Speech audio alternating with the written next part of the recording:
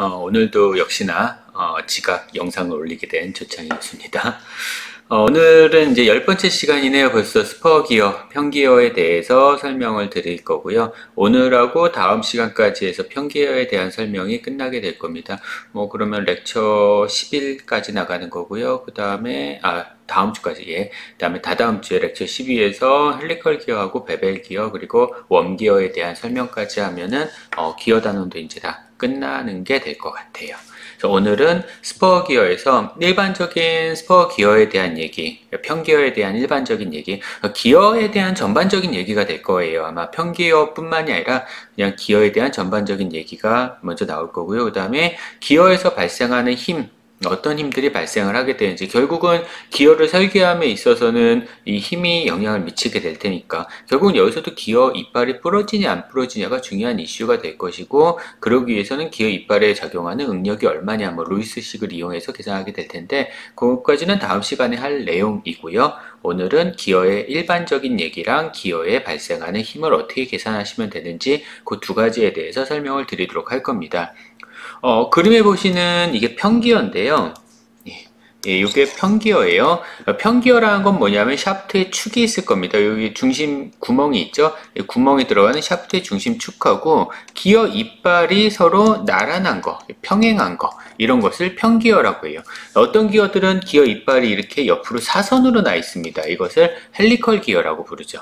여기서는 요거는 평기어에 대한 얘기고, 왜 평기어를 가지고 맨 처음에 베이직 얘기, 그러니까 기어에 대한 기본적인 얘기를 하냐면 가장 쉬우니까요. 평기어가 해석하기가 가장 쉽고 가장 일반적인 타입의 기어이기 때문에 평기어를 이용을 해서 일반적인 기어의 얘기를 진행을 하도록 할 겁니다. 자, 기어라는 거는 BC 2600년에 중국에서 가장 먼저 만들었다라고 해요. 기록에 따르면 그렇게 되고요.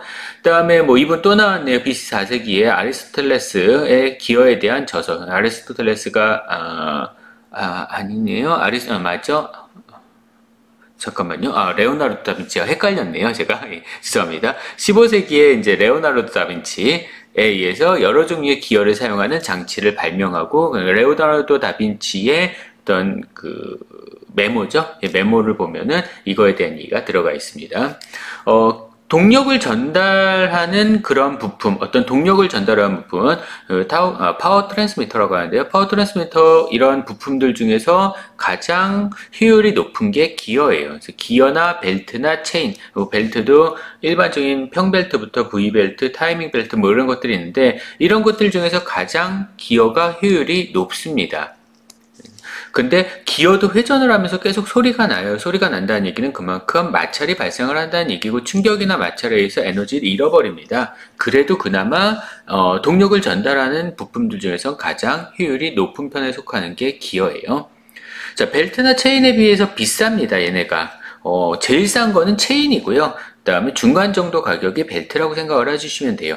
가격이 기어가 가장 비싼데, 특히나 정밀도에 따라서 급상승하고요. 고정밀 기어 같은 경우는 고속이나 크나중, 정속운전 이런 데 사용되는 건데 상당히 기어의 가격이 비싸지게 돼요. 또한 기어의 폭에 따라서도 가격은 달라지게 됩니다. 기어가 폭이 두꺼우면 그만큼 가격이 비싸져요.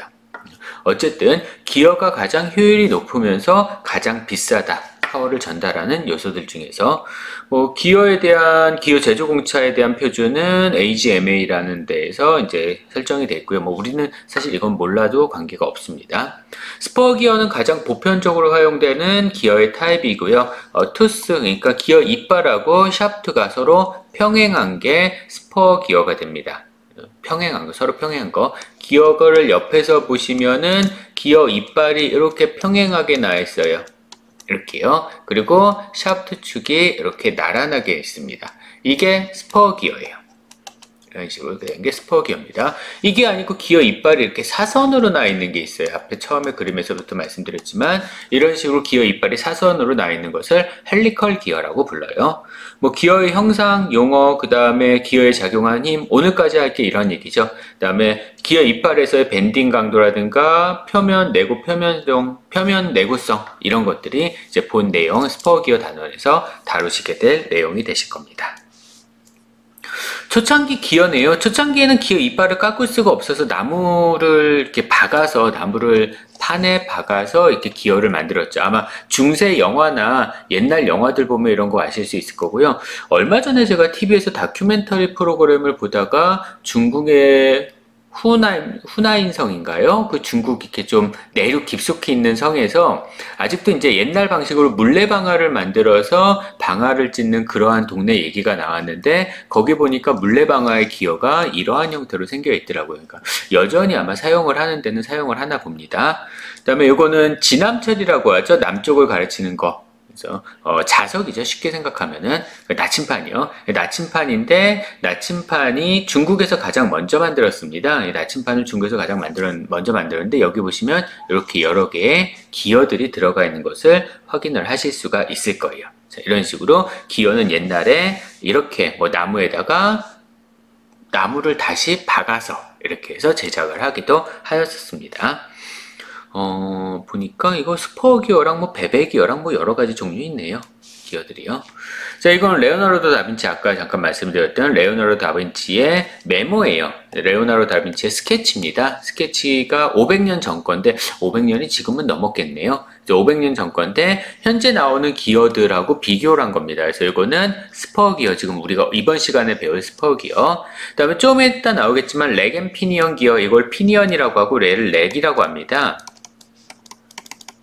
피니언이라고 하는데 피니언이라는 거는 구동하는 기어를 보통 피니언이라고 불러요. 어쨌든 렉 기어랑 피니언 기어, 이거는 회전 운동을 직선 운동으로, 얘가 회전하는 것을 직선 운동으로 바꿔주는 기어입니다.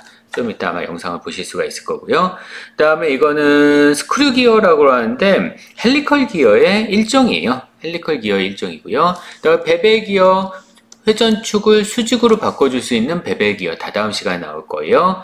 그 다음에 하이라이트, 이게 아주 특수한 기어인데 지금 상당히 비싼 기어예요. 하이포이드 기어라고 하는데, 이런 하이포이드 기어는 베베 기어의 단점을 해결한 그러한 특수한 기어입니다. 상당히 비싸요. 그 다음에 웜 기어, 이런 거요. 여기는 얘 이후로부터는 다다음 주 수업 시간에 아마 배우시게 될 것 같아요. 이런 것들 있다는 얘기고요. 자, 기어 있으면은 기어는 보통 피니언하고 기어 이렇게 두 가지로 나눕니다. 일반적으로 작은 것을 피니언, 큰 것을 기어다라고 보통 얘기를 하는데 이게 일반적인 이름으로 그냥 통틀어서 기어라고 얘기를 해요. 근데 여기서 작은 것을 피니언, 그 다음에 큰 것을 기어 이렇게 표현을 하기도 하고요. 어떤 경우에는 이 피니언을 누구를 피니언이라고 하냐면 드라이빙, 동력을 주는 기어 있죠. 드라이빙 기어. 이것을 피니언 기어라고 하고요. 일반적으로 기어라고 부르면은 드리븐 기어. 예, 드리븐 기어요. 그러니까 구동을 당한 기어가 되는 거죠. 그러니까 얘가 구동축입니다. 그 다음에 그거에 따라서 도는 이게 종동축. 여기 따라서 도는 종동축. 이렇게 불러주시면 될 거예요. 그래서 피니언 기어는 보통 구동 기어를 피니언 기어라고 부르고요. 일반적으로는 기어라고 하면 이거는 종동 기어를 기어라고 부릅니다. 그냥 합쳐서 그냥 기어라고 얘기를 해주셔도 상관없고요. 그러면 뭐 구동 기어, 종동 기어 이렇게 얘기를 하셔도 되고요. 한국말로는 이제 구동하고 종동이라는 말을 많이 써요. 그러니까 수동 형태냐 능동 형태냐 이렇게 따라서 구동축, 모터에다 연결된 게 구동축, 그거를 따라서 도는 게 종동축 이렇게 표현을 하기도 합니다. 피니언, 기어 이렇게 표현을 하기도 하고요. 뭐 요즘에는 이제 바뀔 수도 있어요. 큰 기어가 드라이빙 기어가 되는 경우가 있기 때문에 이 사이즈 가지고 구분하는 거는 조금 문제가 있긴 해요. 어쨌든 간에 이렇게 구분을 해주시면 됩니다. 그러니까 피니언이라고 하면 드라이빙 기어라고 생각하시면 돼요. 기어라고 하면 드리븐 기어라고 생각을 해주시면 될 겁니다. 구동축, 종동축이요. 기어는 뭐 여러 가지 타입이 있습니다. 보시는 바와 같이 스포크 타입이라고 하는데요. 여기 중간중간에 이렇게 파여져 있죠? 파여져 있는 그러한 타입. 이제 무게를 줄이기 위해서 스포크 타입을 만들기도 하고요. 이 앞에 튀어나오는 이 부분을 허브라고 합니다. 그래서 허브가 있는 솔리드 형태, 솔리드 상태, 그러니까 꽉 채워진 솔리드 상태에 허브가 있는 그러한 타입이 있고요. 허브는 왜 달아놓냐 하면은 가운데 축을 연결해야 되잖아요. 축과 연결하기 좀 쉬우려고 허브가 달려져 있어요. 축과 연결하려면 여기 좀 이따 다음 시간에 나올 텐데 키라는 게 있습니다. 키 시트예요. 키홈입니다, 이게. 그래서 키라는 거를 연결을 해서 축하고 기어가 같이 돌도록 만드는데, 얘도 용접하시는 경우도 있지만 용접하시면 안 돼요. 웬만한 경우에서는. 그래서 키를 이용해서 연결을 하기 때문에 그 키가 들어갈 자리를 만들기 위해서 기어의 두께가 원래 필요한 두께보다 더 두꺼워져야 되거든요. 그래서 그것 때문에 허브라는 게 들어가기도 합니다. 예, 스퍼 기어는 평기어를 얘기를 하는 거고요. 가장 일반적인 형태, 그래서 투스하고 샤프트 축이 서로 평행한 그러한 기어를 평기어라고 합니다. 이 영상은 우리 수업 시간에 보실 텐데요. 예, 그때 다시 한번 설명을 드리도록 할게요.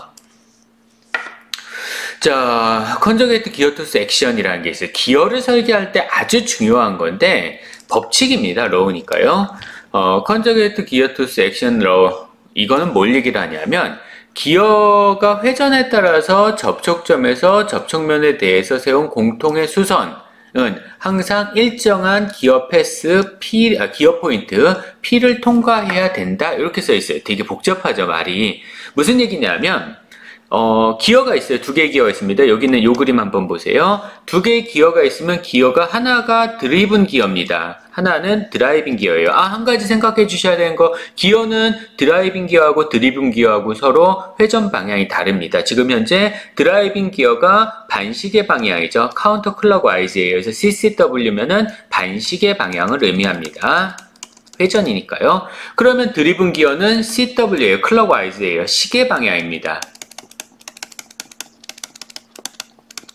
그래서 하나의 기어가 드라이빙 기어가 반시계 방향으로 회전하면 드리븐 기어는 시계 방향으로 회전해야 돼요. 그래서 기어 두 개를 연결하게 되면은 이 기어 두 개는 반드시 서로 반대 방향으로 회전합니다. 그럼 어떤 스킬을 이용해서 얘네들을 다시 같은 방향으로 회전을 시켜야 되겠죠. 기어 세 개를 사용하시면 아마 드라이빙 기어하고 드리븐 기어하고 서로 같은 방향으로 회전을 하실 수 있게 만들 수 있을 거예요. 어쨌든 간에 지금은 두 개만, 한 페어만 지금 생각을 하는 거니까, 드라이빙 기어하고 드리븐 기어가 있으면 이렇게 이빨이 만나죠. 이빨이 만나는 지점에 수선을 긋습니다. 요 면에 접선이고요. 수직이 되는 수선을 그으면은 이 수선하고 그 다음에 요 두 개의 구동축이죠. 드라이빙 기어하고 드리븐 기어의 구동축하고 서로 만나는 지점이 있어요. 이 만나는 지점을 피치 포인트라고 불러요.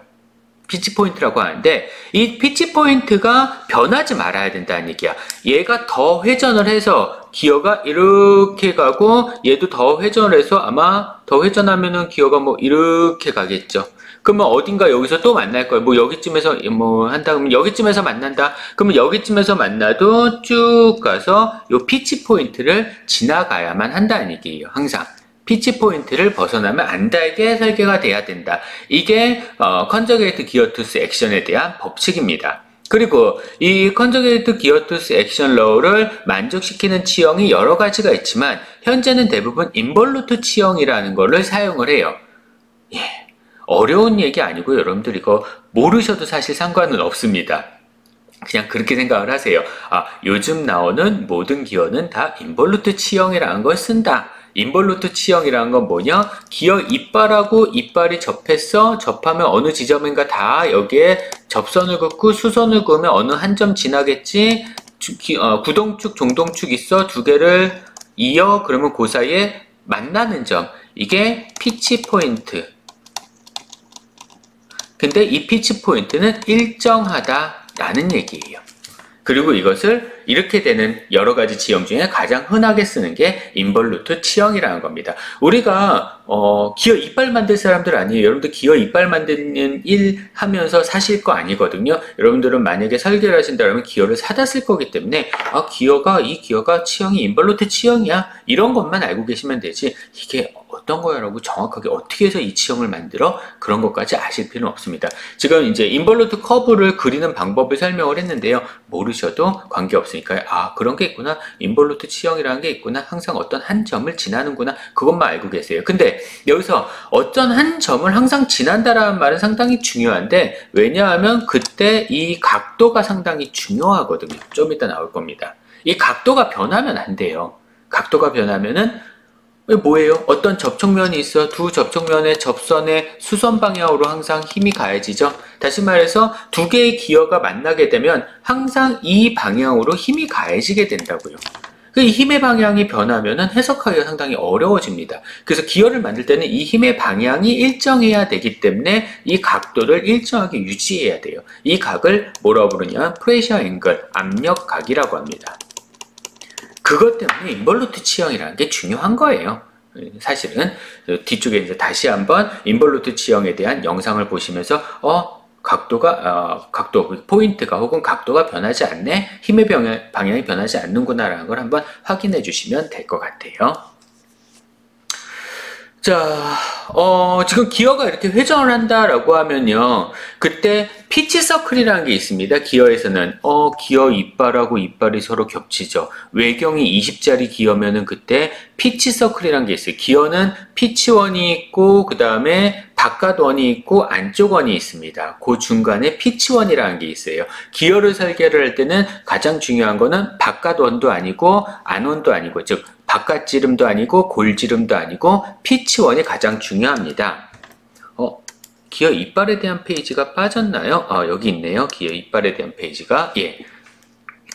요거를 먼저 한번 볼게요. 기어 이빨에 대한 페이지를 먼저 봤는데, 기어 이빨에 대한 페이지를 보면은, 자, 여기서 중심을 볼게요. 얘가 기어입니다. 드리븐 기어예요. 얘가 피니언이니까 드라이빙이죠. 우리 큰 거 가지고 한번 볼게요. 드리븐 기어를 보면은, 자, 기어의 바깥 이빨입니다. 자, 이렇게 해서 이게 바깥 이빨이에요. 그러면 바깥 이빨까지의 지름이 있겠죠. 여기서 이 바깥에 있는 이빨까지의 지름을 어댐덤 서클이라고 합니다. 바깥 지름이에요. 그 다음에 안에 여기 골일 거예요. 골까지의 지름을 디댐덤 서클이라고 불러요. 안지름입니다. 그냥 바깥 지름, 디램덤은 안지름, 이렇게 보시면 돼요.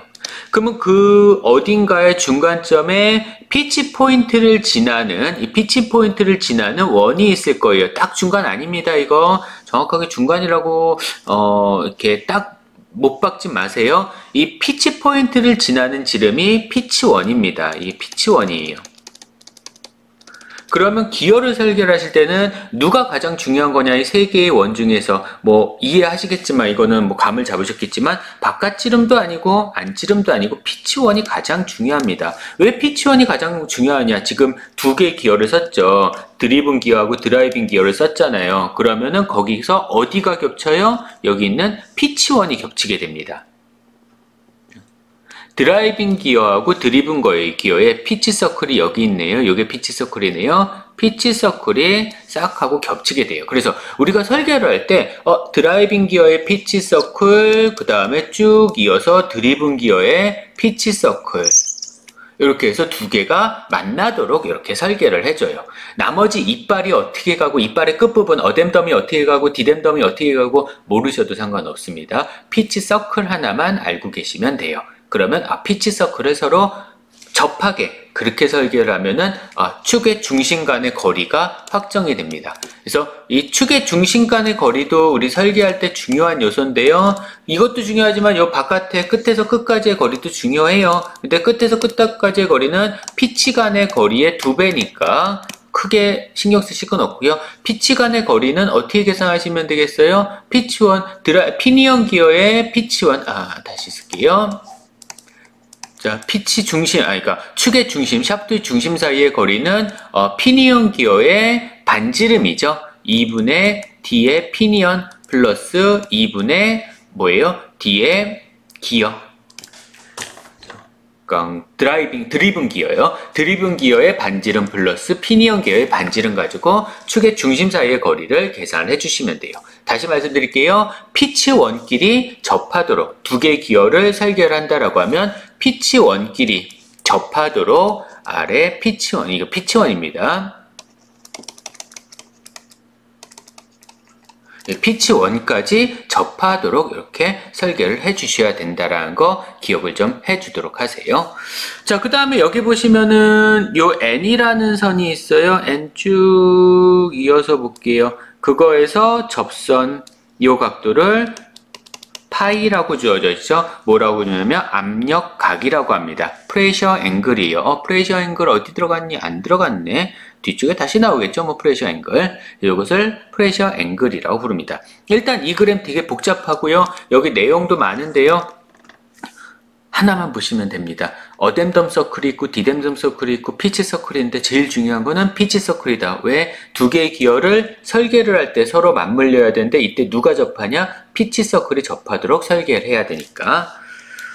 자, 다음 페이지를 보시면은 옆에서 본 거죠? 옆에서 봤을 때, 여기를 어댐덤, 그 다음에 여기를 디댐덤, 여기가 뿔이에요. 필렛입니다. 여기 필렛 나 있어요. 이렇게 라운드가 져 있습니다. 필렛이 나 있고요. 뭐, 플랭크니 아니면은 페이스니 뭐 이런 거 나는데 크게 중요하진 않고요.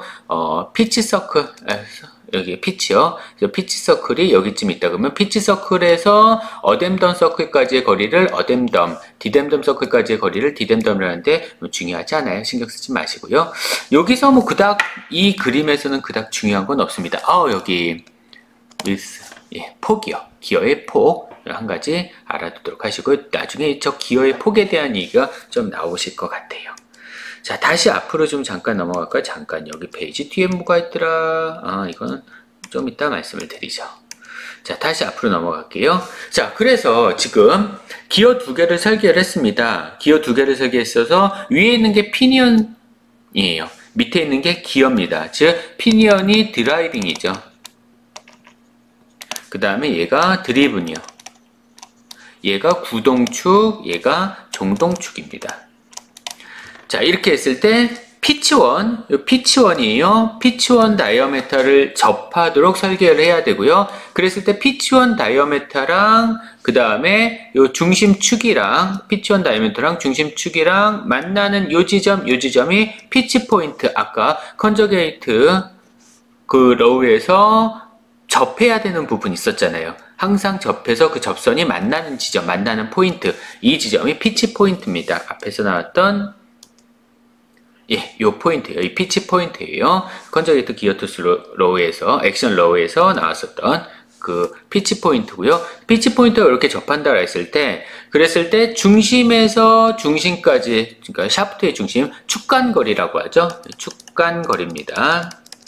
샤프트 중심에서 중심까지의 거리를 L의 P라고도 표현을 했고요. 아까 아니면은 여기서는 C라고 표현했네요. 이 그림에서는 뭐 그림에서 C라고 나왔으니까 그냥 C라고 하죠. 그러면 이때 축간 거리는 이러한 공식을 이용을 해서 계산을 해주시면 됩니다. 피니언 기어의 절반, 그 다음에 그냥 기어의 절반 이렇게 해주시면 되고요.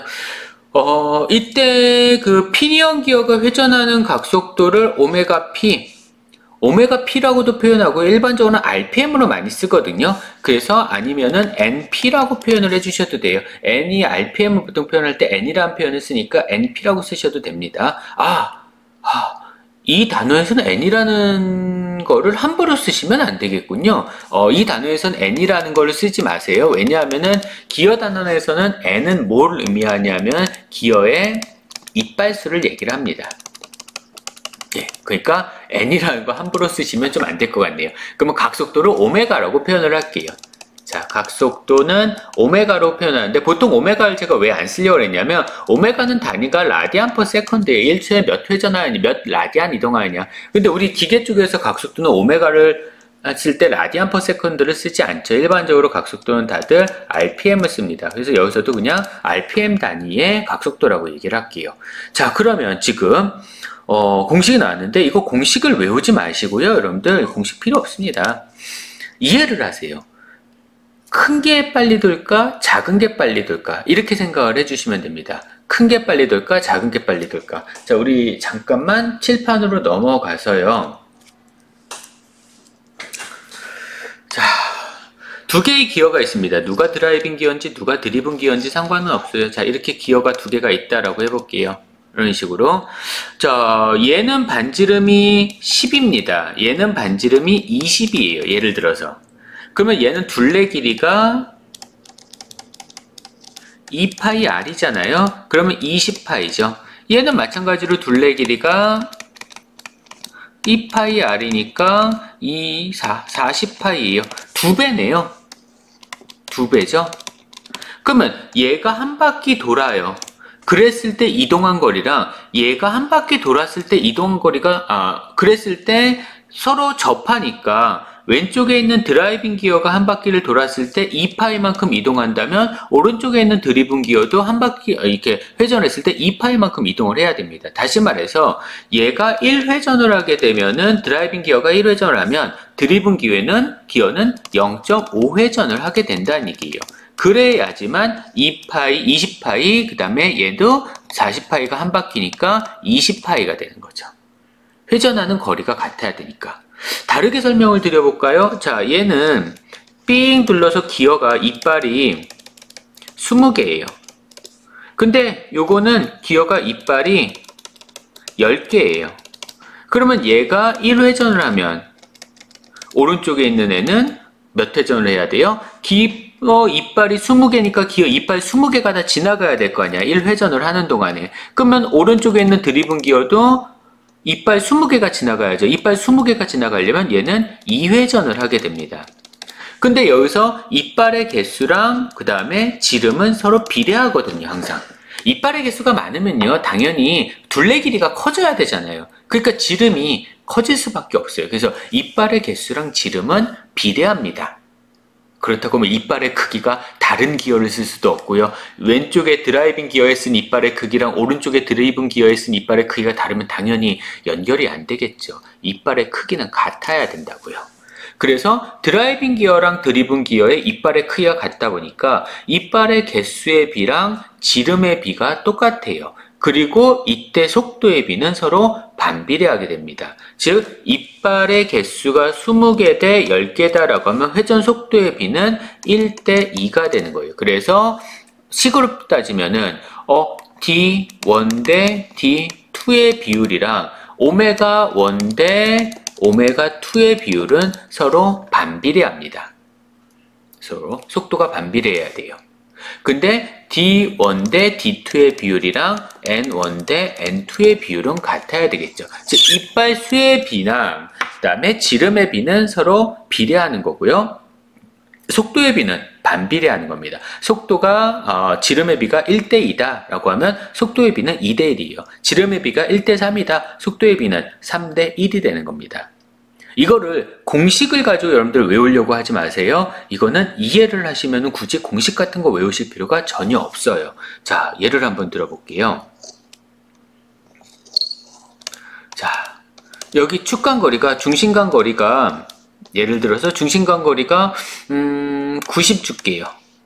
중심간거리가 90입니다. 자, 얘가 얼마의 속도로 회전을 해야 하냐면 200rpm으로 회전해야 돼요. 근데 얘는 얼마의 속도로 회전하길 바라냐면 100rpm으로 회전하길 바랍니다. 그러면 속도의 비는 오메가 1 대 오메가 2의 비는 1대 2죠. 죄송합니다. 왜 그래요? 2대 1이지. 예, 회전 속도의 비는 2대 1이에요. 그러면 이것으로부터 지름의 비는 D1 대 D2의 비는 1대 2가 돼야 된다고요. 속도가 느린 애가 더 커야 돼요. 그러면 전체 90을 1대 2로 나누시면 됩니다. 90을 3으로 나누면 30이네요. 그러면 1 곱하기 30 대 2 곱하기 30 해주시면 되겠죠. 그러면 30 대 60이 돼요.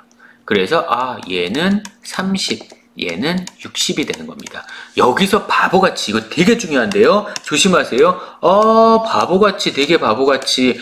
그러면 D1은 30이요. D2는 60이요. 요러지 마세요. 요거 반지름이죠. D1이 60이고 D2가 120입니다. 반지름이에요.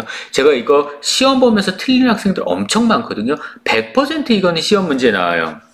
맨 처음에 물어보는 이 문제가 이거예요. 기어 문제에서 맨 처음에 무조건 이것부터 물어봅니다.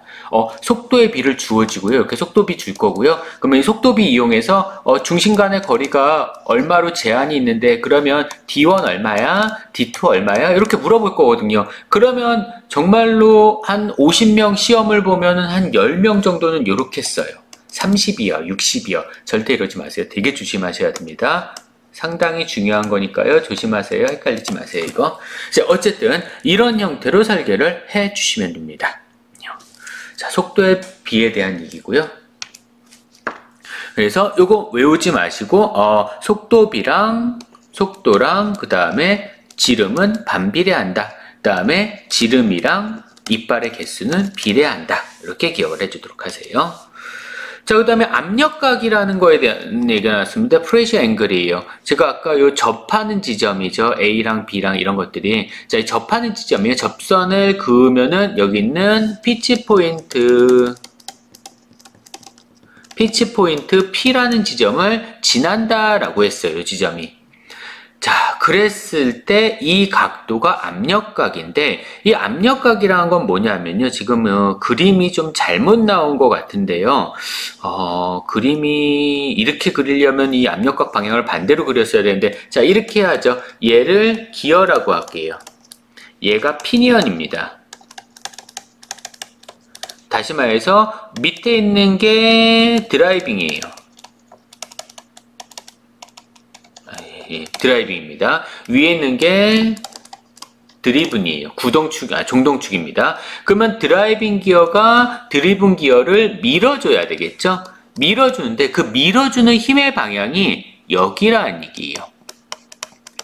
이 방향으로 밀어준다라는 뜻입니다. 조금 이따 이 밀어주는 힘의 크기도 계산을 하실 텐데요.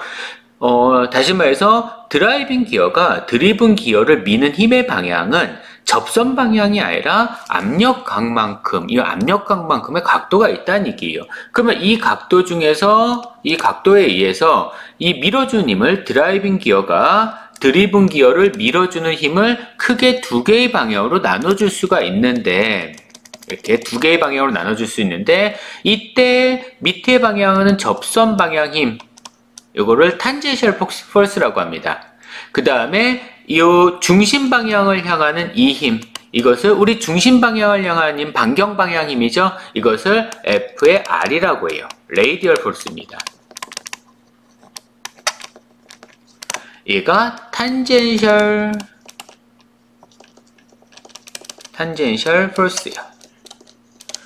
즉, 이 압력각을 따라서 우리가 FT라는 힘, 탄젠셜 포스랑 그 다음에 FR이라고 하는 힘, 레이디얼 포스 이렇게 두 가지 힘이 만들어지게 된다라는 얘기예요. 그러니까 기어를 회전을 시키게 되면 이 기어를 회전시킬 때 받는 하중은 기어가 피니언 기어가 실제 드리븐 기어를 회전을 시킬 때 필요한 작용하는 힘을 기어가 기어한테 주는 힘은 접선 방향이 아니라 이렇게 압력각에 따른 방향으로 하중을 작용을 하게 되고요. 얘가 피니언이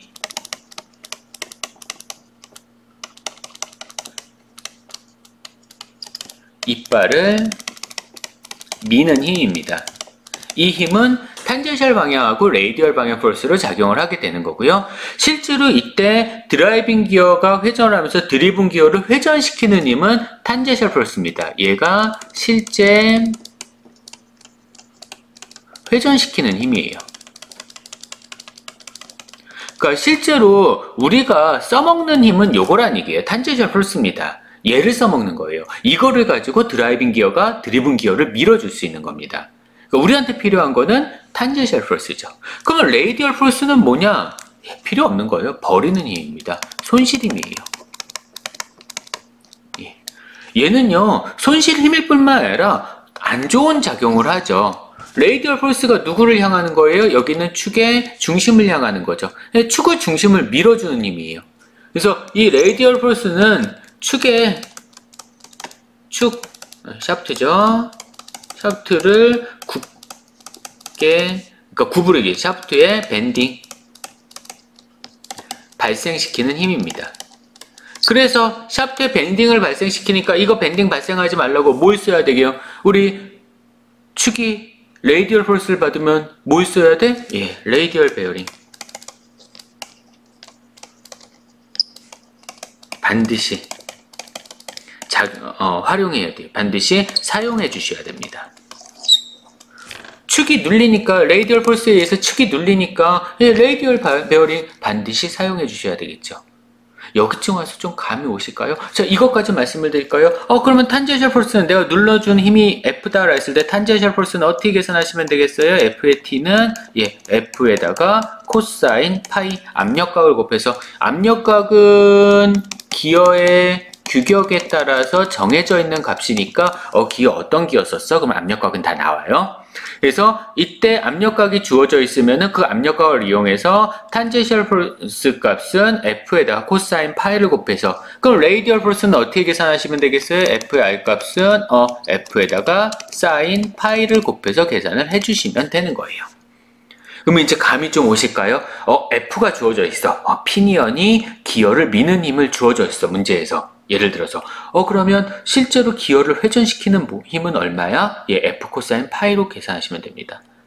그러면 이때 쓸데없이 이 기어가 피니언이 기어를 밀면서 기어의 샤프트에 가해지는 굽힘 레이디얼 포스는 얼마야? F 사인 세타로 계산하시면 돼요. 그러면 요거 뭐 하는 데 쓰겠어요? F 사인 세타라는 값이 나왔으면, 힘이 나왔으면은 그 힘을 이용을 해서 샤프트는 레이디얼 베어링에 의해서 하중이 지지돼야 되잖아요. 그러면 이 레이디얼 폴스를 찾아서 레이디얼 베어링을 얼마짜리 베어링을 써야 되느냐, 얼마만큼의 하중을 버티는 베어링을 써야 되느냐 하는데 활용을 하실 수가 있겠죠. 그러니까 기어 단원하고 구름 베어링 단원은 연결이 됩니다.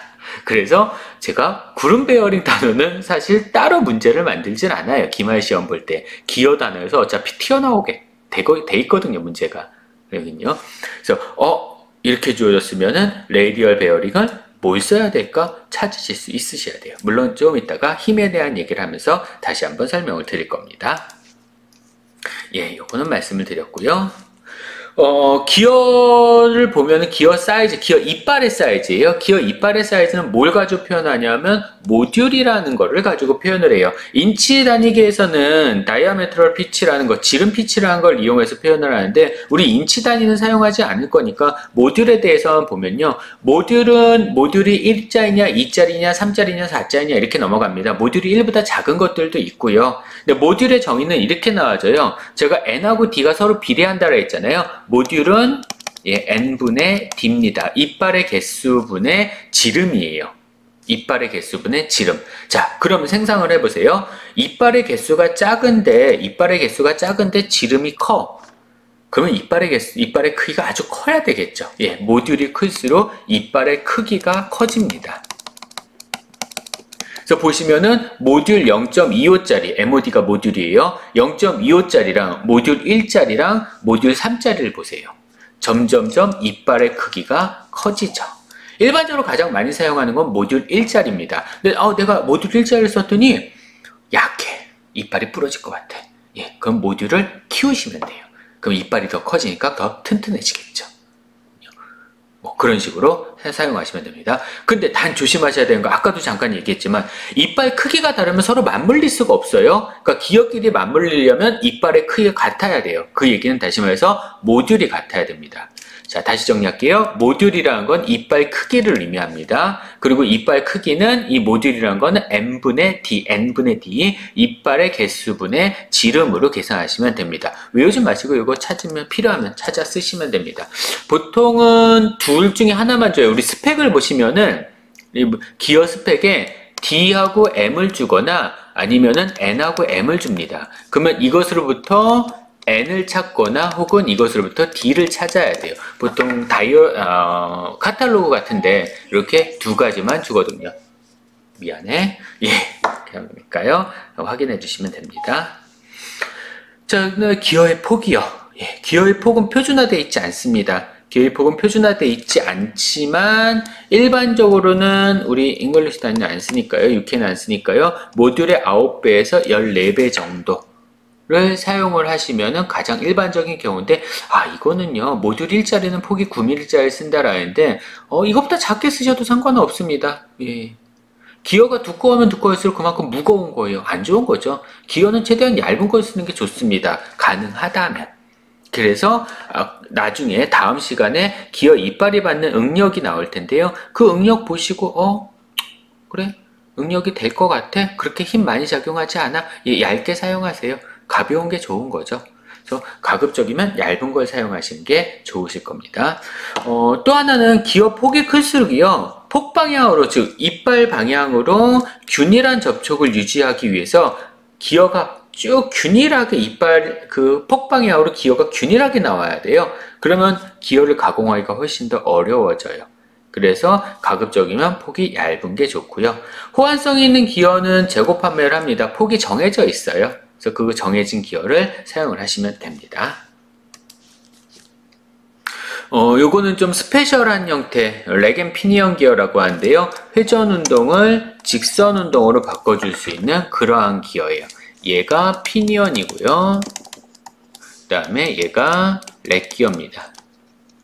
이렇게 해서 렉 앤 피니언 기어고요. 이때 렉 기어는 지름이 무한대라고 보시면 돼요. 지름이 무한대인 특수한 기어입니다. 회전 운동을 선형 운동으로 이렇게 바꿔줄 수 있는 그러한 기어를 렉 앤 피니언 기어다라고 봐주시면 될 것 같아요.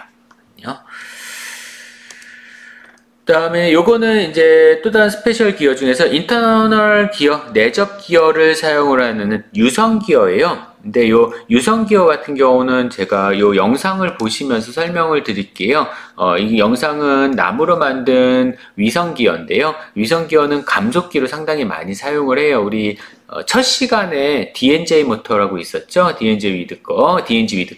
그 DNJ 모터에서 만드는 감속기가 유성 기어를 사용한 감속기인데요. 일반적인 스포 기어를 사용한 감속기보다 훨씬 더 효율이 좋습니다. 대신 비싸죠. 요 인터널 기어를 만드는 게 좀 비싸요.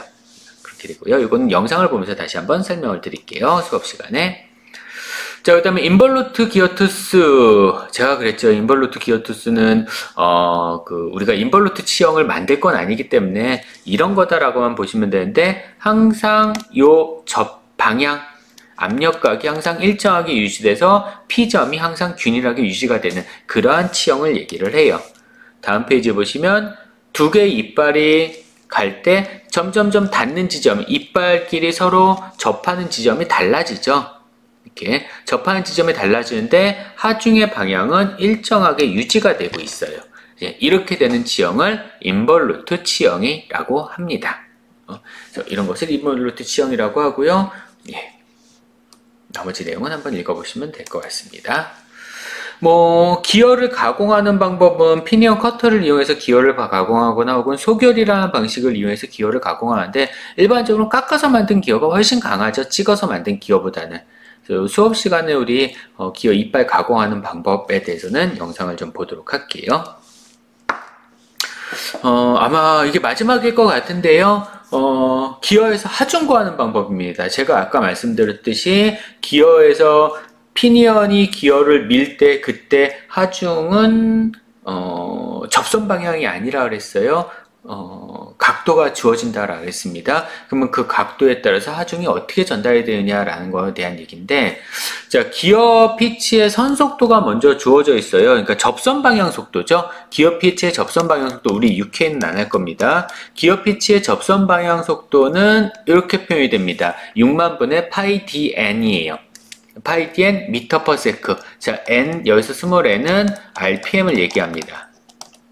분당 회전수예요. 그래서 분당 회전수 6만 분의 파이 d에다가 분당 회전수를 곱해주면 미터 퍼 세크로 단위로 나오실 거예요. 왜 미터 퍼 세크 단위를 써요? 라고 하냐면 요식 때문에 미터 퍼 세크 단위를 쓰는데요. 이게 동력이거든요. 파워거든요.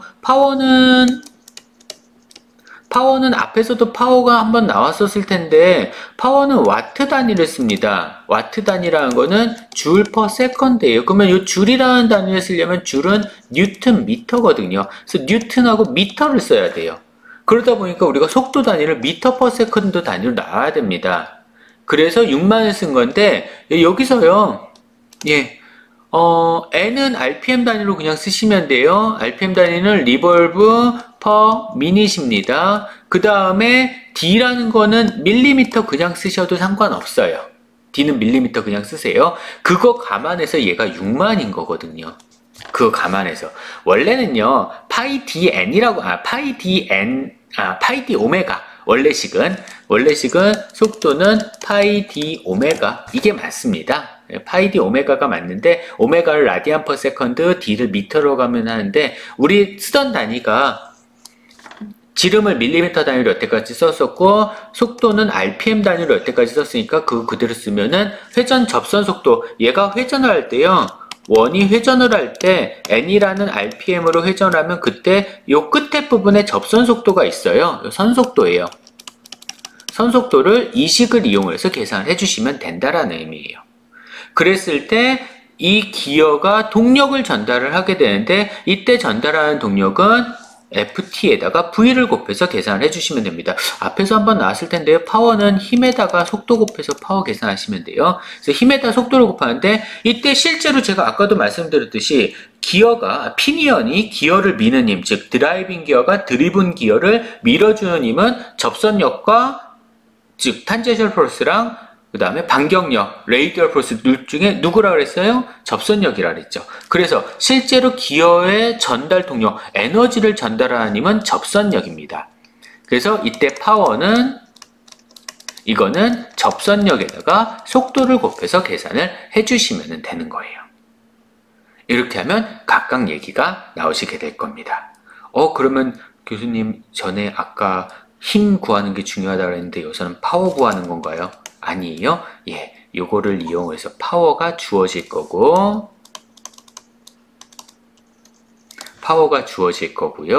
얘를 구하셔야 될 겁니다. 그래서 FT를 구하셔야 될 거예요. 예를 한번 들어볼게요. 자, 죄송합니다. 예, 보기 싫은 얼굴 다시 나왔겠네요. 자, 이런 얘기예요. 무슨 얘기냐면 자, 여기 파랑이네. 제가 빨리 끝내고 싶어서 예, 좀 정신이 없었어요. 자, 여기 기어 두 개가 맞물려 있습니다. 옆에서 본 거예요. 기어 두 개가 이렇게 맞물려 있어요. 여기가 중심축입니다. 정면에서 보면은 이렇게 맞물려 있대요. 원이라고 가정을 합시다. 자, 이렇게 맞물려 있대요. 보니까 위에 있는 게 드라이빙 기어예요. 드라이빙 기어 우리가 얘기하는 피니언. 얘가 드리븐 기어입니다. 우리가 얘기하는 기어. 이렇게 되어 있어요. 되어 있습니다. 나는요, 이렇게 하고 싶은 거예요. 위에 있는 기어를 얼마의 속도로 회전시키고 싶냐면은, 300rpm으로 회전시키고 싶어요. 그걸 이용해서 밑에 있는 기어를 몇 rpm으로 회전시키고 싶냐면 100rpm으로 회전을 시키고 싶습니다. 다시 말해서 300rpm이 300rpm이 rp죠. nf죠. 죄송합니다. 자, 이게 피니언 기어의 속도예요. 그 다음에 아까는 오메가로 했는데 스몰 n으로 쓸게요. 그냥. 그 다음에 얘가 기어의 회전 속도입니다. 이렇게 만들고 싶어요. 자, 그러면 두 기어의 축간거리가 얼마냐 하면은 축간거리가 얼마였을까? 80mm였다라고 해볼게요. 자, 얘네는 M 모듈 1짜리 기어를 사용을 할 겁니다.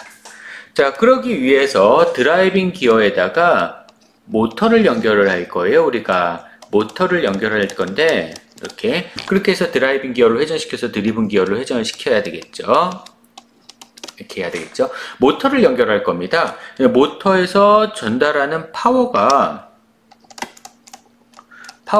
얼마짜리 모터냐 하면은 좀 쓸까요? 예, 10kW짜리 모터예요. 이 모터는 10kW만큼의 파워를 전달시킬 겁니다. 드리븐 기어에다가.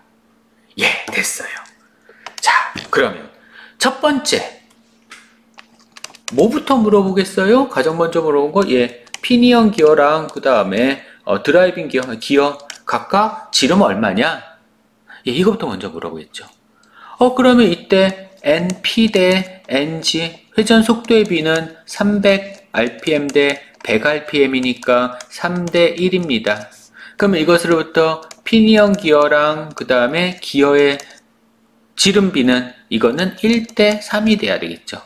80이라는 숫자를 1대 3으로 나누니까 20대 얼마죠? 예, 20대 60이 되네요.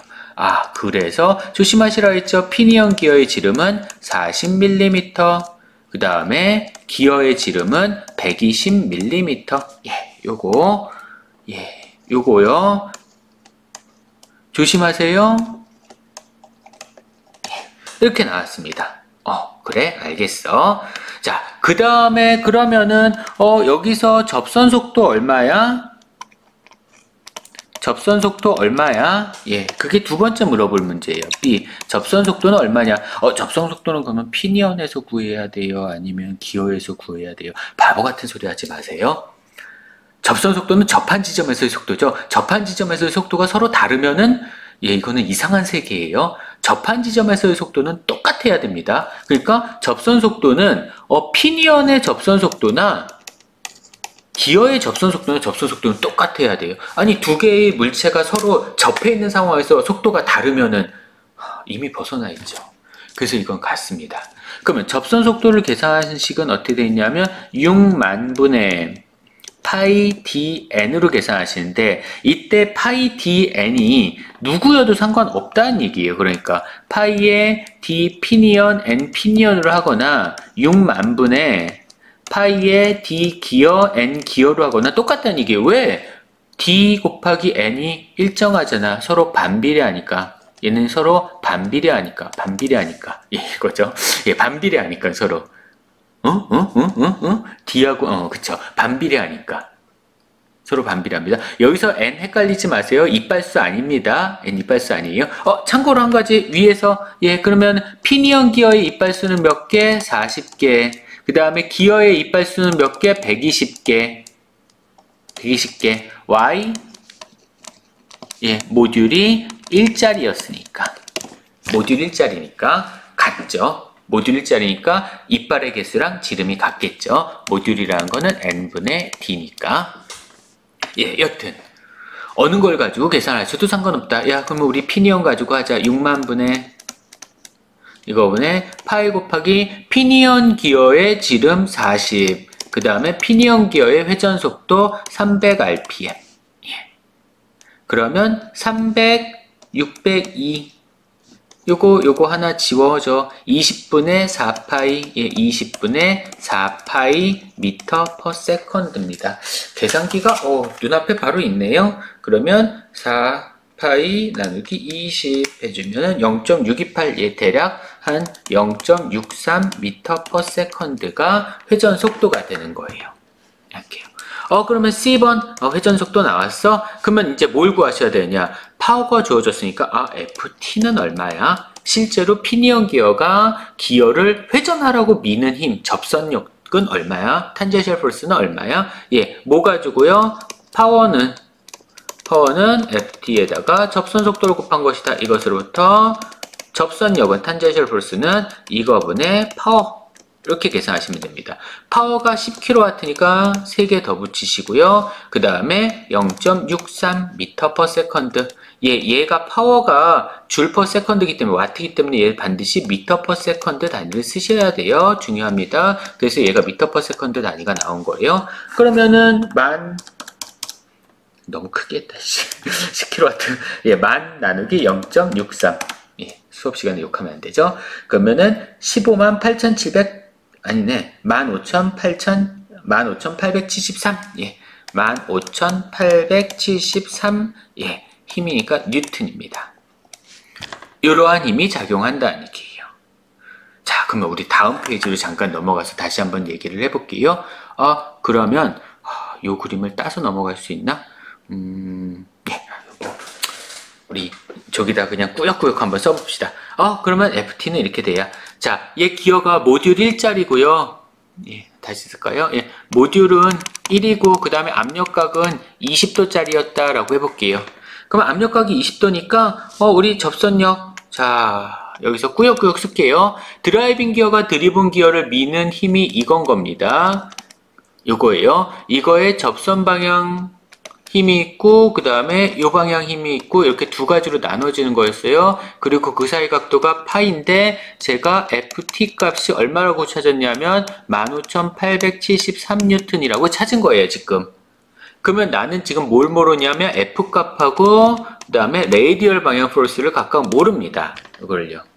그러면 그거는 이렇게 찾아주시면 되겠죠. F값을 먼저 찾으시면 돼요. 자, D값. 자, 그러면 F는 어떻게 찾으시면 되냐? 자, FT값이 F에다가 코사인 파이였으니까, 그러면 이것으로부터, F값은 코사인 파이 분의 F다. 즉, 15873을 코사인 20도로 나눠주시면 됩니다.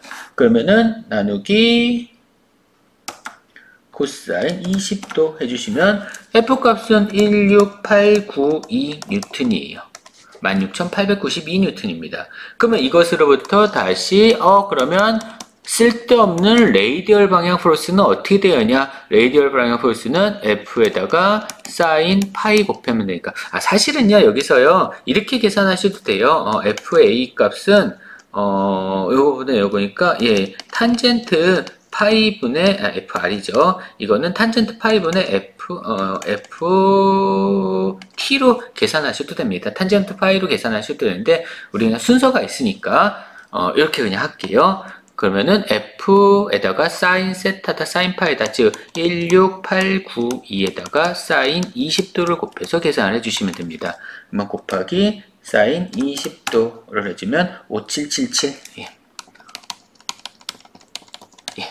이게 레이디얼 포스예요. 그래서 옆에서 보시면 기어가 누르는 힘이 이게 FR이 5777N이 된다는 얘기죠. 그러면 제가 여기에다가 레이디얼 베어링을 써야 되는데 이 레이디얼 베어링이 받는 하중, 정격, 동하중, 기어 당연히 회전할 때 작용하는 하중일 테니까 정격 동하중이 뭐 이상이 돼야 되냐? 요거 이상이 돼야 된다라는 얘기예요. 아시겠나요? 네. 이 과정까지를 여러분들이 하셔야지만 요 단원까지, 요 부분까지 배우신 게 될 겁니다. 아마 우리 수업 시간에도 여기까지 우리 인클래스에서는 그 조별 활동을 하시게 될 거예요. 그래서 이 부분에 해당하는 문제를 좀 준비를 하도록 할게요. 1시간이 좀 넘은 것 같긴 하네요. 비슷하게. 어쨌든 간에 오늘도 고생 많으셨습니다. 여기까지 할게요.